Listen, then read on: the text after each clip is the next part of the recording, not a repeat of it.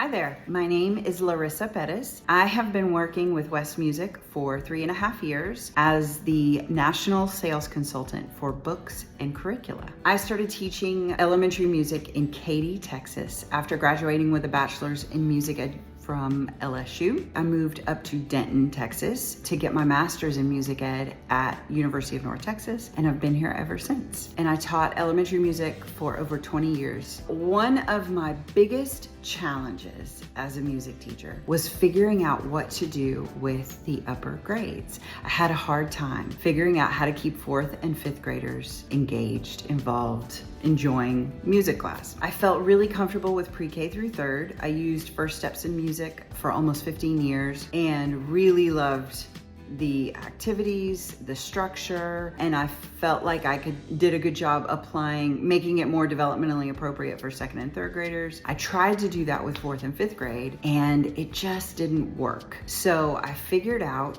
that keeping 4th and 5th graders moving was my best bet. I really enjoyed teaching folk dancing to my upper elementary kids. And then I added other movement activities that looked fun. I used line dances, Edwards rhythm sticks, any kind of singing games and activities that involved movement that I found like on Instagram or TikTok. I love to have movement going. Now that I'm working with teachers, one of the things that I recommend when teachers ask me, what do I do with my 4th and 5th graders, is world music drumming. I didn't know about world music drumming before I came to work for West. I really wish I had known about it when I was teaching. I feel like it would have transformed my teaching, especially with the older kids. The drumming involved in world music drumming is really fun and accessible. It incorporates singing and movement also. There's also a strong element of community building, which I find really meaningful, especially with those older kids. As they're growing and learning and things are changing and they're getting into middle school, it's really important